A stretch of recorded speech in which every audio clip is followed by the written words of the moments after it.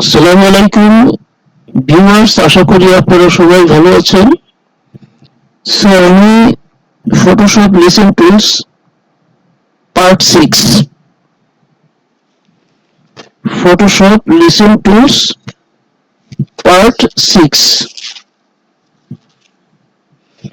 6 এ আপনাদেরকে আমি রুলারের কাজটা ভালোভাবে বুঝিয়ে দেবো। কারণ আপনি প্রিন্ট মিডিয়াতে কাজ করেন বা আউটসোর্সিং এ কাজ করেন অথবা ইন্টারন্যাশনাল প্ল্যাটফর্মে আপনি কাজ করেন বা প্রিন্ট মিডিয়াতে কাজ করেন, আপনি যে মিডিয়াতেই কাজ করেন না কেন, অ্যাটলিস্ট এটা প্রিন্টে যাবে। আর যেহেতু প্রিন্টে যাবে, সো আপনাকে প্রত্যেকটা কাজ মেজারমেন্ট ওয়াইজই করতে হবে। মেজারমেন্ট ছাড়া আপনি কাজ করলে সেটা আপনার বড় ধরনের ক্ষতির সম্মুখীন হতে হবে। যেমন আপনি মেজারমেন্ট ছাড়া কাজ করলেন, মেজারমেন্ট ছাড়া এক্সক্লুসিভ কোনো ডিজাইন আপনি কমপ্লিট করে ফেললেন, যখন সেটা প্রিন্টে যাবে, প্রেসে যাবে, তখন দেখা গেল যে তারা যখন কাটিং করবে আপনার ডিজাইনটা পুরো কাটিং এর ভিতর পড়ে গেছে। সো ডিজাইনটা কাটিং এর ভিতর পড়ে গেলে তখন আপনার ডিজাইন পুরো অর্ডারটাই ড্যামেজ হয়ে যাবে। ড্যামেজ হয়ে গেলে তখন পুরো একটা কম্পেনসেশন বা ক্ষতিপূরণের ইস্যু চলে আসবে। আর এটা দায়ভার নর্মালি ডিজাইনের উপরেই যায়, স্বাভাবিক। এই জন্য আপনি যদি রুলার বা মেজারমেন্ট ওয়াইজ কাজ করেন, সেই ক্ষেত্রে আপনার এই ক্ষতি বা সমস্যা থেকে আপনি অবশ্যই নিজেকে স্কিপ করতে পারবেন। সো এটা একটা খুব গুরুত্বপূর্ণ পার্ট 6। এটা আপনি একটু ভালো করে দেখেন। তো রুলারটা থাকে নর্মালি ভিউতে থাকে রুলার। আমি আবারও দেখাচ্ছি, রুলার থাকে ভিউতে দেখেন, আমার কার্সরের দিকে খেয়াল করেন, এই যে চলে আসছে। ভিউতে থাকে রুলার এবং রুলারের ওখানে আমার কার্সরটা আছে এবং এর শর্টকাট হলো দ্যাট ইজ কিবোর্ড থেকে হচ্ছে কন্ট্রোল আর। এটা কিবোর্ড থেকে হচ্ছে কন্ট্রোল আর। তো আমি আপনাদেরকে আগেই বলেছি যে আমরা ম্যাক্সিমাম কাজগুলো কিবোর্ড থেকে করবো, যেহেতু ফার্স্ট কাজ করার জন্য আপনাকে কিবোর্ড ইউজ করতে হবে।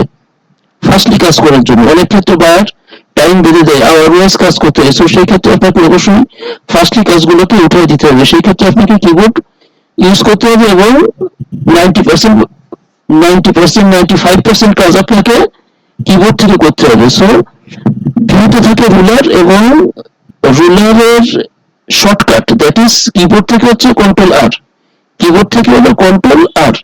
তাহলে দেখেন আমি কিবোর্ড থেকে যাচ্ছি, কিবোর্ডে কন্ট্রোল আর দিলে দেখেন উপরে রুলার চলে আসছে, উপরে রুলার দ্যাট ইজ মেজারমেন্ট চলে আসছে, উপরে আসছে আর লেফট সাইডে আসছে। মেজারমেন্ট আসছে দুই সাইডে উপরে আসছে আর লেফট সাইডে আসছে। আবার যখন আপনার রুলার প্রয়োজন হবে না, আপনি আবারও কন্ট্রোল আর দিলে রুলার চলে যাবে। সো যেহেতু আমাদের পার্ট 6 এ রুলার আর্ট হচ্ছে আমাদের ইস্যু, অ্যাজ পার মেজারমেন্ট অনুযায়ী আমরা ডিজাইন করব, এই ক্ষেত্রে আমরা রুলার ওয়াইজ কাজ করব। সাপোজ মনে করেন প্রেসে আমি এই যে পেজটা দিছি, এটা definitely A4 size that is measurement আপনারা ভালো করে জানেন। আমি গত কয়েকটা পার্টে আমি বারবার করে বলেছি যে A4 সাইজের মেজারমেন্টটা কি, অন্য পার্টে আমি বারবার বলেছি। আবারও বলছি যে A4 সাইজের মেজারমেন্ট হলো হাইট হলো 11 ইঞ্চি আর উইথ হলো 8.5 ইঞ্চি। আর ব্যাকগ্রাউন্ড আমি হোয়াইট রাখি, যেহেতু এটা লার্নিং এর ইস্যু, সো আমি এটা ব্যাকগ্রাউন্ড রাখি। যদি বাইরের কোনো ইনস্ট্রাকশন থাকে সেই অনুযায়ী তখন কাজ করতে হবে। তো এই হলো A4 সাইজের মেজারমেন্ট। তো প্রেসে যখন কোনো কাজ ঢুকানো হয় বা প্রিন্ট করা হয়, তখন যে তারা A4 সাইজ ঢুকাবে এমনটা কিন্তু কোনো ইস্যু না। তারা অনেক বড় পেজ ঢুকাতে পারে বা ঢুকাবে, এটাই স্বাভাবিক। অনেক বড় পেজ ঢুকাবে এটাই স্বাভাবিক। তো যে পেজটা তারা ঢুকাবে, দেখা গেল যে একটা পেজ থেকে কমপক্ষে 4টে 8টা 16টা এরকমের আপনার A4 সাইজ বেরোবে। আবারও ভালো করে বুঝুন যে যখন কোনো ডিজাইন প্রিন্টে যায় তখন তারা ছোট পেজ দিবে এমন কোনো ইস্যু না, A4 সাইজ দিবে এমন কোনো ইস্যু না। এর থেকে অনেক বড় পেজ তারা ঢুকানোর পরে তারা কাটিং সেকশনে দিবে, প্রিন্ট হওয়ার পরে তারা কাটিং সেকশনে দেবে। দেখা গেল একটা শীট থেকে 4টে 8টা 16টা এরকমের A4 সাইজ বেরোবে। তাহলে আপনাকে কাটিংটা A4 এর ভিতরে রাখতে হবে। আপনাকে কাটিংটা সে A4 অনুযায়ী প্রিন্ট শেষ হয়ে গেলে সে কাটিং শুরু করবে। তো আপনাকে কি করতে হবে, কাটিংটাকে A4 এর ভিতরে রাখতে হবে। A4 বরাবর সে যদি কাটিং দেয় তখন আপনি কি করবেন, তাহলে আমি কন্ট্রোল আর দিলাম, কন্ট্রোল আর দিয়ে আমি রুলারকে নিয়ে আসলাম, কন্ট্রোল আর দিয়ে আমি রুলারকে আমি নিয়ে আসলাম। আর এখানে নেক্সটে আরো অনেক ভালো করে বোঝানো হবে, যেমন পাথ থেকে অফসেট পাথ, পাথ থেকে অফসেট পাথ, সেখানে অ্যাকচুয়াল মেজারমেন্ট দিয়ে রুলারটাকে সেট আপ করতে হয় পাথ থেকে অফসেট পাথ করে। বাট এখানে আমি জাস্ট রুলার সম্পর্কে একটা ইনিশিয়াল স্টেজে ধারণা দেওয়ার জন্য আমি এই লেসনটা আমি করতেছি আপনাদের উদ্দেশ্যে। সো দেখেন এখানে আমার এই পেজটা হচ্ছে এ4 সাইজের পেজ, তাহলে আমি এ4 সাইজের পেজটাকে আমি আগে আইডেন্টিফাই করলাম, আগে আমি এ4 সাইজ আমি আইডেন্টিফাই করলাম, এটা হচ্ছে এ4 সাইজ, এটা হলো এ4 সাইজ, আমি আইডেন্টিফাই করি, আপনি আগে দেখেন। আচ্ছা, এটা হচ্ছে এ4 সাইজ, আপনারা ভালো করে কার্সরের দিক খেয়াল করুন, আমি এ4 সাইজটাকে আইডেন্টিফাই করতেছি। সো এটা হলো এ4 সাইজ, এটা হচ্ছে রুলারের সাহায্যে এ4 সাইজের আইডেন্টিফিকেশন, কাটিংটা হবে এখান থেকে কাটিং হবে। তাহলে আপনার ডিজাইন টেক্সট কোনো কিছুই বাইরে যেতে পারবে না, যত তার একটা শীট থেকে 4টে 8টা 12টা 16টা বের করতে পারে, তারপরে কাটিং এ দিবে। সো আপনার ডিজাইন কাটিং এ চলে গেলে আপনার মোটা অঙ্কের একটা বেন্ডি বা কম্পেনসেশনের ইস্যু রয়ে গেছে আপনার এখানে। সো তাহলে এখানে আমাকে কি করতে হবে, আমি আগে এ4 সাইজটাকে রোলার দিয়ে মেজারমেন্ট করে নিছি এ4 সাইজটাকে। এবার আমাকে ইমেজ, দ্যাট ইজ ডিজাইনের জন্য একটা অংশ রাখতে হবে, আর টেক্সটের জন্য একটা অংশকে রাখতে হবে। আমার ইমেজ যদি একটু কাটিং এ চলে যায়, সো আমার ইমেজ একটু কাটিং এ গেলে যাক, কিন্তু টেক্সট কাটিং এ গেলে সেটা টোটালি রিজেক্ট হয়ে যায়। রিজেক্ট হয়ে গেলে অবশ্যই সেখানে বিশাল একটা ক্ষতি চলে আসবে। তাহলে আমার টোটাল এ4 সাইজ পেজটা হচ্ছে এখানে। এখান থেকে আমি কি করব, আমি ডিজাইনের জন্য একটা অংশকে রাখলাম, ভালো করে খেয়াল করেন। মেজারমেন্ট আমি এই মুহূর্তে ফিক্সড দিলাম না, সেটা আমি পাথ অফসেট পাথে গিয়ে আমি আপনাদেরকে মেজারমেন্টটা ফিক্সড করে দিব। আপনি জাস্ট বেসিক একটা আইডিয়া নেন আগে।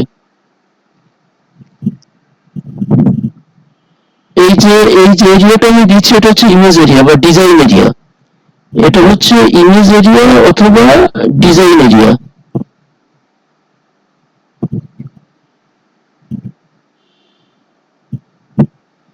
আপনার এই যে এ4 সাইজটা আমি আগেই দিয়ে নিছি, এখান থেকে যদি কাটিংটা হয়, এখান থেকে যদি না, কাটিংটা এখান থেকেই হবে। আপনার এক একটা শীট থেকে যে পরিমাণ পেজ বেরোবে এ4 সাইজ, তার কাটিংটা এখান থেকেই হবে। তো দেখেন, তারপরে আমি একটা রুলার টান দিছি, তারপরে আমি একটা রুলার টান দিছি। সো এটা হবে 0.15 করে আপনি কাউন্ট করবেন, সেটা পাথ অফসেট পাথে গিয়ে আমি আরো সুন্দর ডিটেইলস আলোচনা করব। এখন আমি বেসিকটা ধারণা দিচ্ছি, আপনারা আইডিয়াতে রাখেন। তো আপনি ডিজাইনটাকে এর ভিতরে রাখবেন, ডিজাইনটাকে আপনি এর ভিতরে রাখবেন, যেহেতু কাটিংটা এখান থেকে হলে আপনার কিছু জায়গা ফাঁকা থাকতেছে, তাতে করে আপনার কোনো প্রবলেম নেই, এতটুকু জায়গা ফাঁকা থাকতেই পারে। তাহলে আপনার ডিজাইনটা শুরু হবে, এই পর্যন্ত আসবে ডিজাইন।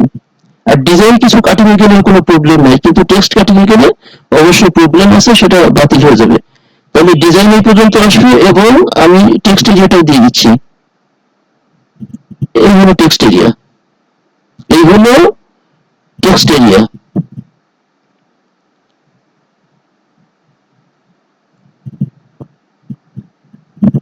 ভালো করে আমার কার্সরের দিকে খেয়াল করেন।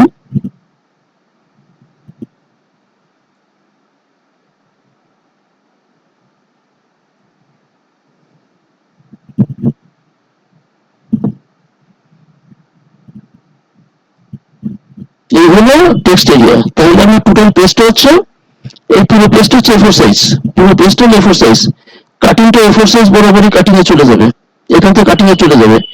তারপর আমার এই সামান্য একটু স্পেস থাকবে, এর পরের যে দাগটা এই পর্যন্ত ডিজাইনটা চলে আসবে, এই পর্যন্ত এই মেজারমেন্ট পর্যন্ত ডিজাইনটা চলে আসবে। সো আমার কাটিং হবে এখান থেকে, এখান থেকে কাটিং হলে এইটুক জায়গা ফাঁকা থাকে। সো আমার কোনো টেনশনের কিছু নাই, সেফটি এরিয়া, 100% সেফটি এরিয়া। আমার ডিজাইনটা আসবে এই পর্যন্ত, আমার টেক্সট আসবে এই পর্যন্ত, আমার টেক্সট আসবে এই পর্যন্ত, আমার ডিজাইন আসবে এই পর্যন্ত, আমার কাটিং এরিয়া এটা, কাটিং এর পরে কিছু পেজ থাকবে। সো তাহলে এ4 সাইজ করে কাটিং দিয়ে দিলে আমার কোনো প্রকার কোনো টেনশন নেই, 100% সেফ। এখানে ইমেজ ডিজাইন বলেন আর টেক্সট বলেন, কোনো কিছুতেই এফেক্ট হওয়ার কোনো সম্ভাবনা নেই। লাস্ট ফিনিশিং এ আমি আবার সুন্দর করে বুঝিয়ে দিই বিষয়টা, যে কন্ট্রোল ভি থেকে রুলারে যাওয়া যাবে বা কন্ট্রোল আর থেকে রুলারে যাওয়া যাবে। প্রথমে আপনি এ4 সাইজটাকে আপনি নিয়ে নিলেন, বাউন্ডারি দিয়ে দিলেন এ4 সাইজ, কাটিংটা ওখান থেকে হবে। তারপরের যে লাইনটা ওটা হচ্ছে ডিজাইন, ওটা হচ্ছে ডিজাইন, পরের যেটা সেটা হচ্ছে ডিজাইন, ডিজাইন এই পর্যন্ত যাবে। আর ডিজাইন যদি অ্যাক্সিডেন্টালি একটু কাটিং হয় তাতে কোনো প্রবলেম নেই, কিন্তু একেবারে ভিতরের যেটা সেটা হলো text area, text area cutting গেলে অবশ্যই সেটাকে বাতিল করা হয়, কারণ টেক্সট না থাকলে ইমেজ বা ডিজাইন কোনো কিছুরই কোনো মূল্য নাই। আর একটা ডিজাইনের মূল ইস্যু হচ্ছে টেক্সট।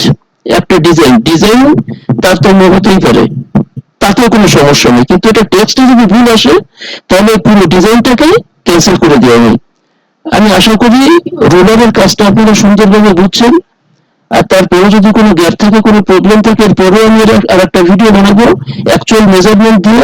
আশা করি তা না হলে এখান থেকে আপনারা বুঝে নিতে পারবেন। তারপরে প্রবলেম থাকলে কমেন্টে আমাকে জানাবেন। আর চ্যানেলটাকে যদি আপনাদের ভালো লাগে অবশ্যই সাবস্ক্রাইব করবেন, লাইক শেয়ার কমেন্ট করে আমার সাথেই থাকবেন। ভালো থাকবেন, থ্যাংক ইউ।